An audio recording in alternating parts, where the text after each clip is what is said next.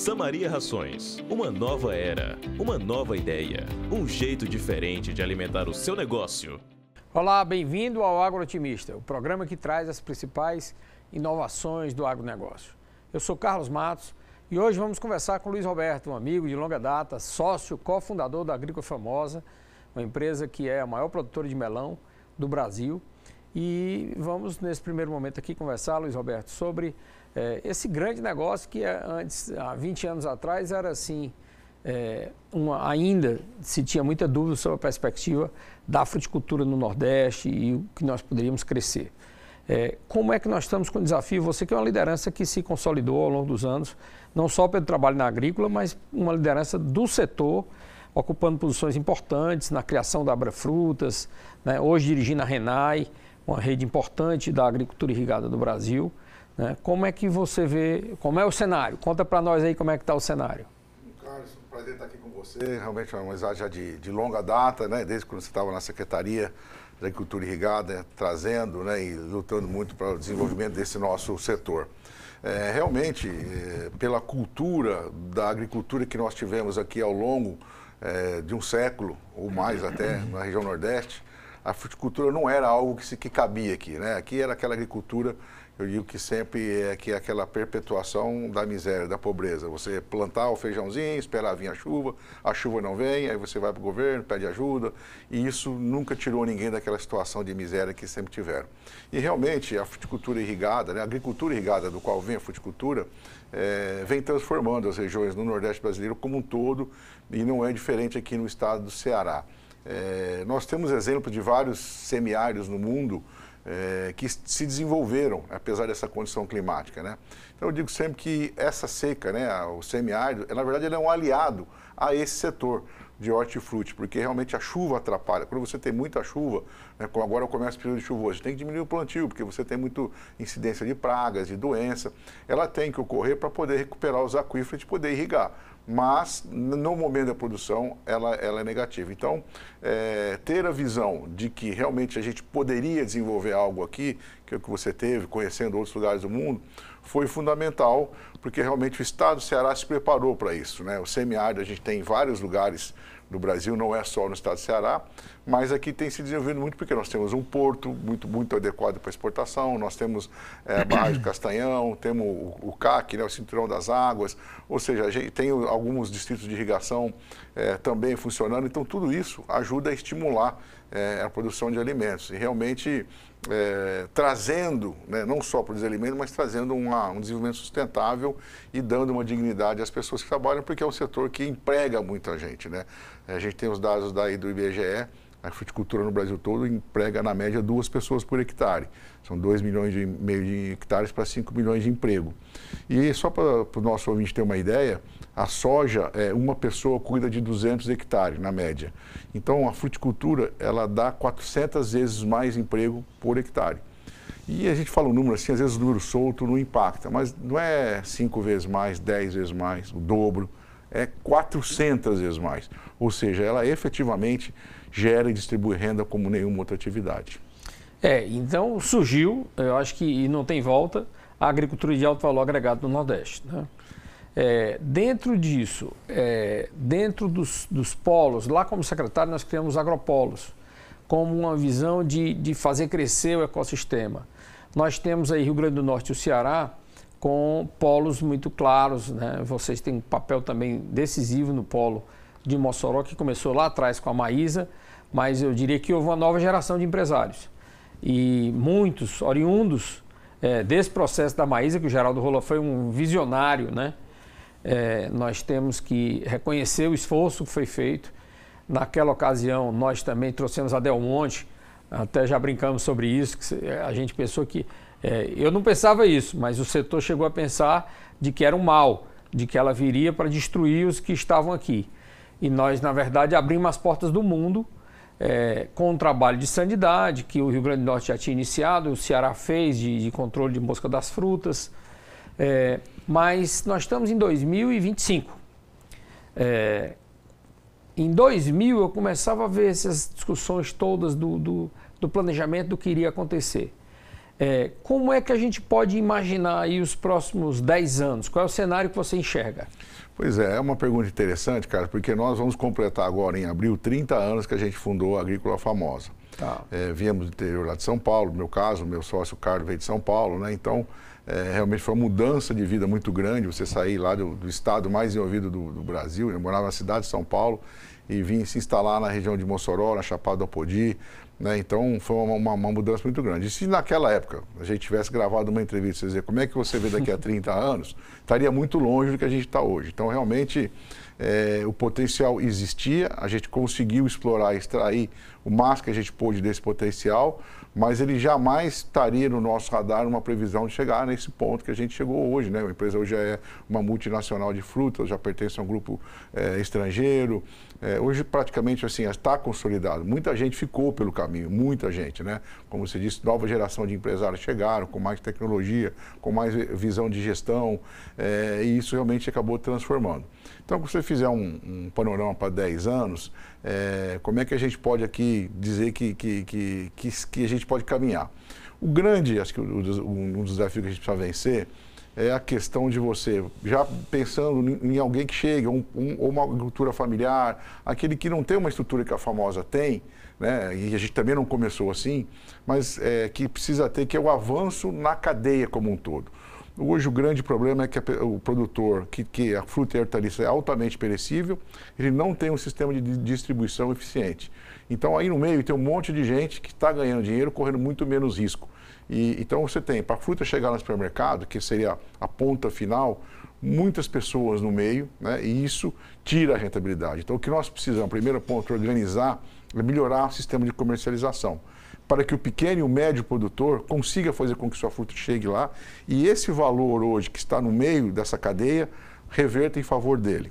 Como seria isso? Não é fácil. Nós temos que fazer cooperativas, nós temos que fazer associações que realmente funcionem com essa finalidade. E aí nós temos o poder público podendo organizar isso, né, chamando aí as redes de supermercado, ajudando a organizar essas pequenas famílias ou produtores a se unirem, porque sozinho ele não consegue fazer sua fruta chegar lá. E é um fato, você vê uma fruta na prateleira do supermercado que vale muito mais do que ele vendeu. Então esse é um ponto. Eu queria falar para você que é jovem. O Luiz Roberto é um jovem há mais tempo, né? Então essa coragem de ter mudado de São Paulo para o Nordeste, de enxergar um potencial e de concretizar esse potencial foi muito sacrifício, foi muita noite de sono, foi muito trabalho.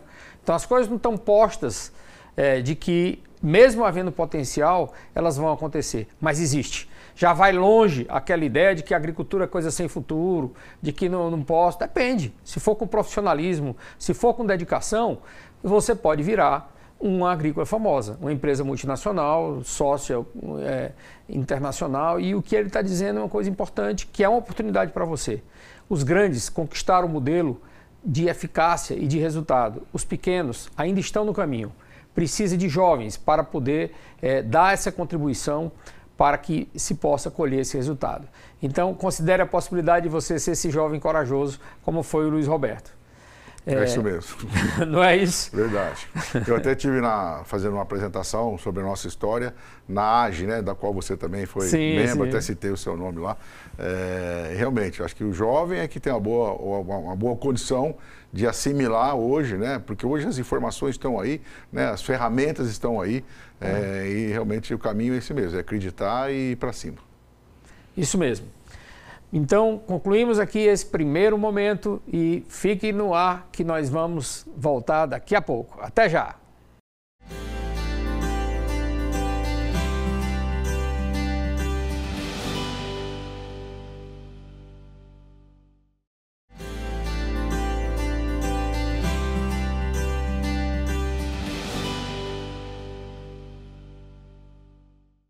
Estamos aqui de volta com o Luiz Roberto, sócio cofundador da Agrícola Famosa, liderança do setor da fruticultura nacional, dirige a Renai e nós estávamos conversando aqui sobre os desafios da fruticultura, o que é que nós podemos esperar para os próximos 10 anos, né, Luiz Roberto?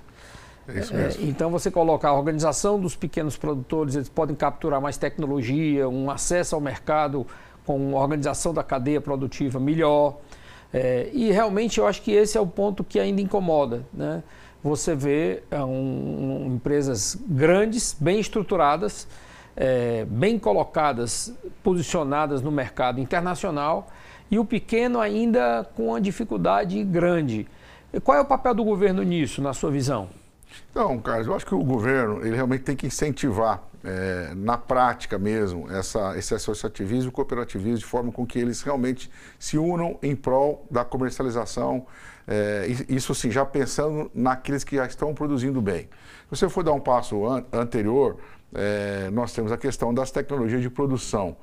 Então, incentivar, né, as Emater, né, a realmente hoje está totalmente desativada no mundo, no Brasil inteiro.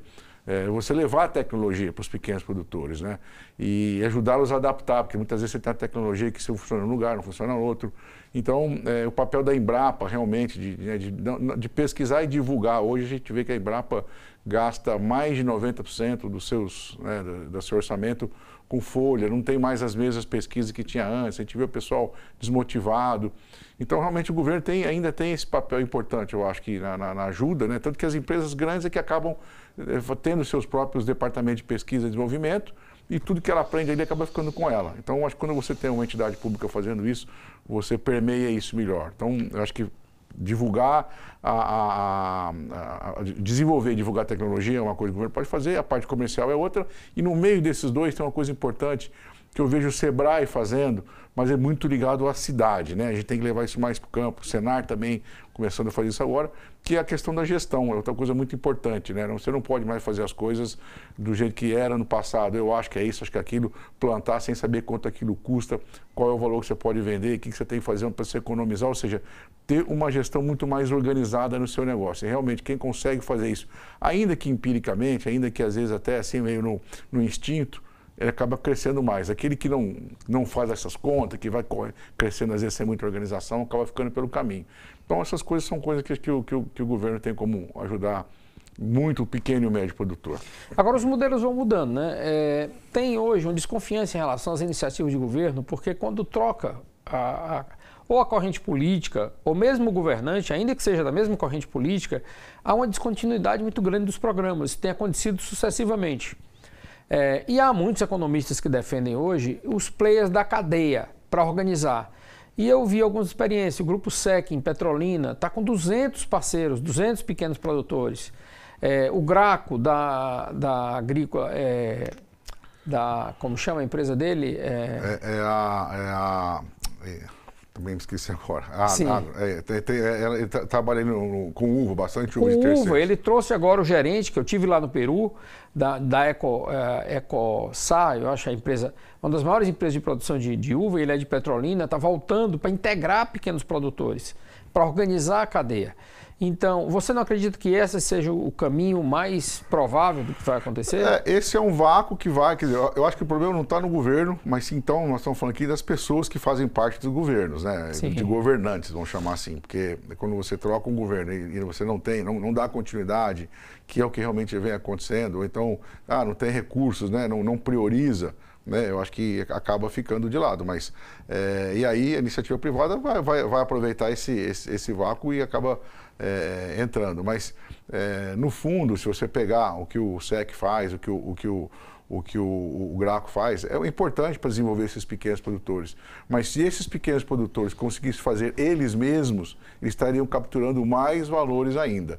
Então, eu acho que a iniciativa privada hoje está fazendo isso porque o governo não está conseguindo fazer. E à medida que o governo realmente consiga fazer, eu acho que ele consegue levar um pouco mais de ganho para o produtor. E muitas vezes, cara, o que nós estamos falando é de margens que são pequenas, mas que são fundamentais. Às vezes você fala, bom, quem está fazendo isso tem que ganhar, obviamente. Quanto que ele tem que ganhar? 5%, 10%, 15%?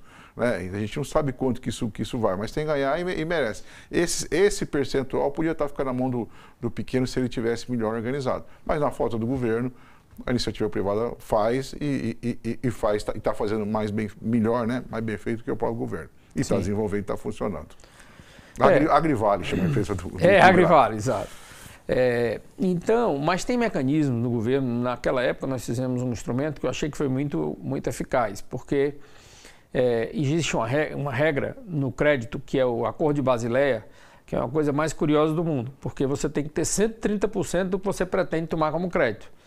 Como é que eu vou pegar uma pessoa pobre com histórico de vida sem patrimônio e vou colocá-lo para produzir fruta, para mudar a vida dele, sem ele ter acesso a um crédito adequado? Enxergando isso, nós criamos um fundo de aval na época de 50 milhões, para que o pequeno produtor pudesse colocar. Eu tive há pouco tempo em Mauriti, no Ceará, e pude ver um produtor que teve acesso a esse crédito. Já não deve nada ao banco e ganha 15 mil reais por mês. Se chama ex-pobre, né? Isso. Então, eu acho que era importante, uma liderança como você e tudo, puxar hoje alguns capítulos que é esse acesso ao crédito, para que o pequeno possa ter essa oportunidade e possa acessar um mercado exigente, mas que remunera, mas que dá um retorno, gera inclusão social. Eu acho que esses mecanismos são muito importantes. Agora, a Agrícola Famosa hoje está focada em que produtos e quais são os produtos que você enxerga que tem um potencial que a Agrícola não está trabalhando ou que não pretende trabalhar? Então, Carlos, a gente hoje está muito focado no melão e na melancia, né? São várias variedades, mais de 8 variedades de melão e as melancias com sementes, sem sementes, variedades diferentes também. Esse é o grande foco. A gente realmente tentou alguns outros produtos e até que foram bem tecnicamente falando, se pode dizer bem, mas são produtos que a gente não tem a mesma escala, né, e a mesma presença de mercado que o melão e a melancia. Então, isso acabou ficando no meio do processo e não se desenvolveu. Mas nós temos, por exemplo, o mamão é um produto que tem um potencial ainda muito grande, principalmente na exportação, que eles consomem muito pouco lá fora. Ele é uma fruta muito exótica, ainda praticamente ninguém conhece. Vamos chamar agora o intervalo. Muito obrigado. Continue conosco. Voltamos já.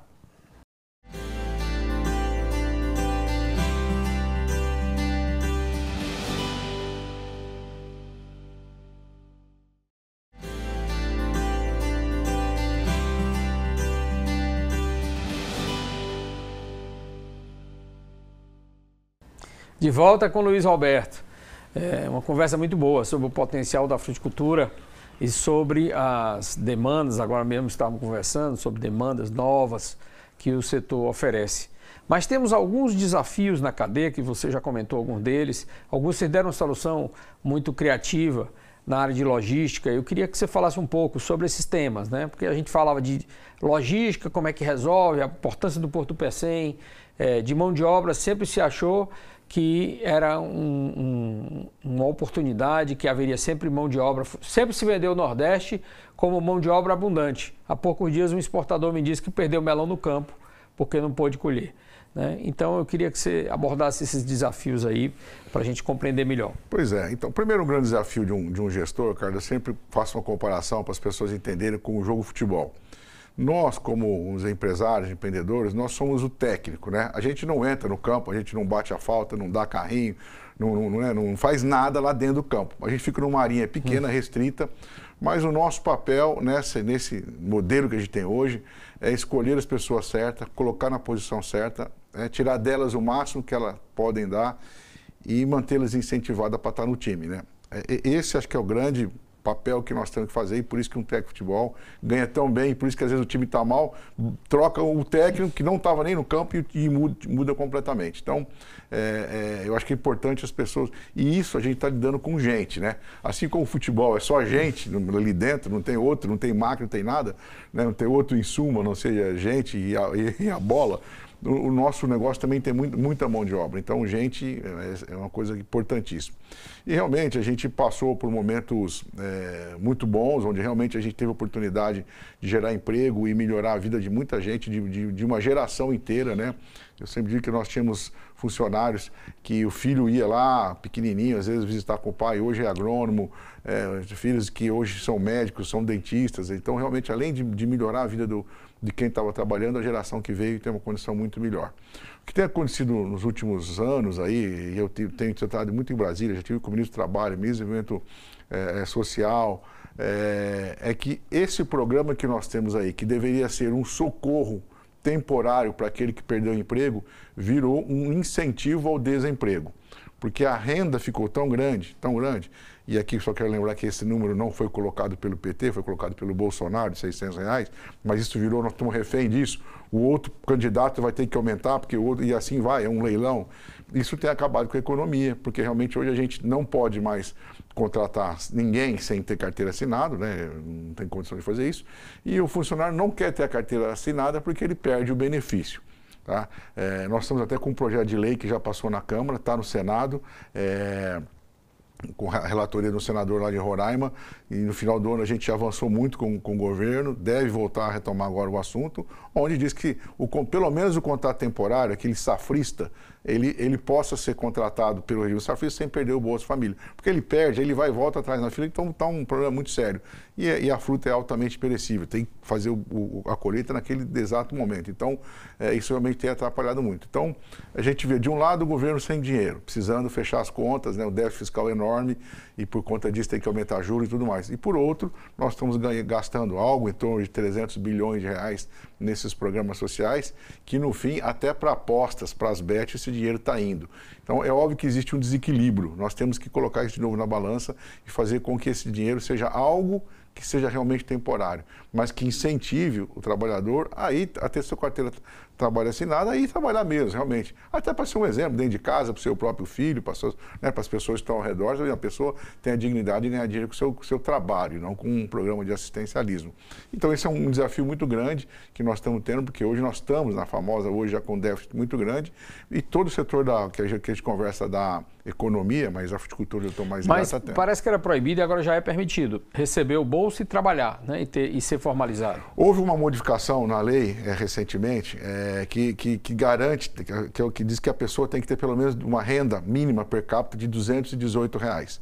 Essa conta não é tão simples de fazer e a pessoa não conhece e tem medo. Mas, no fundo, se ele trabalha, a única pessoa em casa, ou tem um número de pessoas que estão naquela família, se dividir o salário dele por 218, ele continua tendo direito ao Bolsa Família. Certo? Mas se ultrapassar os R$218, que é a renda mínima per capita por habitação, ele perde. Então, mas isso não é fácil de você convencer, não é fácil da pessoa entender. E muitas vezes você tem aí já 2 pessoas trabalhando em casa, esse número já passa. Né? Então, assim, no fim, beneficiaria quem tem uma prole muito grande de filhos. E hoje ninguém mais está tendo tantos filhos assim. Então, no fundo, ele acaba sendo pouco aplicável na prática. Aquelas leis que acabam não trazendo resultado. Então, nasce vazia, né? Ela existe, mas ela realmente não está resolvendo. Certo. Importante esse tema. E na logística, eu converso com alguns produtores que têm sempre receio. O Porto do Pecém tem sido um grande equipamento a serviço da fruticultura, mas o Porto de Mucuripe começa também com seu papel, parece que a CMA já opera todo lá. E a Agrícola comprou navios, fez uma operação grande. Então, para aumentar esse fluxo, o caminho nosso é apostar no fortalecimento dos portos com as grandes operadoras e com grandes navios, ou esse exemplo da Agrícola Famosa vai, por exemplo, se fazer um consórcio dos pequenos produtores para comprar um navio. Faria sentido?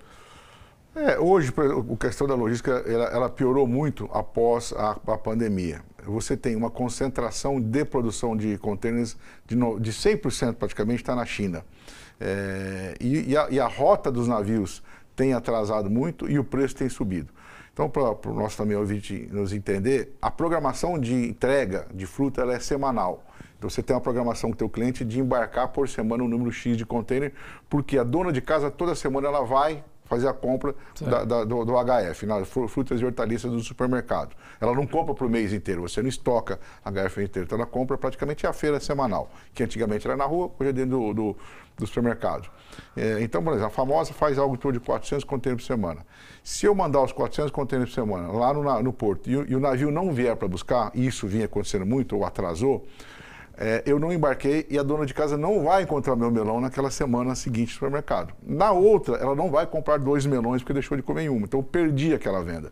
E na semana seguinte, eu tenho mais 400. Então, meu cliente diz, olha, você vai me mandar 800 contêineres? Não precisa, eu só quero 400. Mas o que eu faço com os outros 400 que eu já produzi, que eu já gastei, que já está no porto? Não vou poder trazer de volta e jogar fora. Então, você acaba, faz uma promoção, abaixa o preço para poder vender mais. E aí você dá um tiro no pé que você acaba com o seu próprio mercado. Então, por conta disso, vendo que a gente estava tendo muito problema com relação a isso, a esse atraso na logística, é que a gente realmente hoje fez os fretamentos, né, de navios, é o Uber do navio, que ele vem vazio praticamente só para buscar minha fruta, né? E agora a gente, inclusive, está compartilhando já com algumas pessoas, porque o negócio deu certo, o negócio mudou o patamar da empresa, porque o supermercado hoje quer comprar da gente porque ele sabe que eu entrego, e não de um outro que às vezes fica na dúvida. E esse é um modelo que funciona no mundo inteiro, assim, não é só aqui, né? A banana do Equador toda sai nesse tipo de navio. Né? Quando você tem um volume grande, saindo de um determinado porto e chegando num determinado local, ou 2, 3 próximos, que é o nosso caso, que ele vai para a Espanha, Inglaterra e Holanda, esse modelo funciona. Agora, quando é um volume pequeno e para um destino onde você tem que esparramar, vou dizer assim, pelo mundo, aí tem que ser o container. Mas no nosso caso, tem funcionado bem, então a gente realmente hoje deu um outro patamar na empresa, é um passo que foi dado, que pode ser compartilhado sim, a gente pode fazer isso, inclusive estamos fazendo, nós temos já alguns pequenos produtores que a gente está colocando junto no nosso navio. Agora a gente está trabalhando no Porto de Natal, nesse momento, porque os outros portos já estão muito cheios. Ótimo, muito obrigado, Luiz Roberto. Foi uma grande alegria recebê-lo aqui e a todos os nossos ouvintes, muito obrigado pela audiência e até o próximo programa.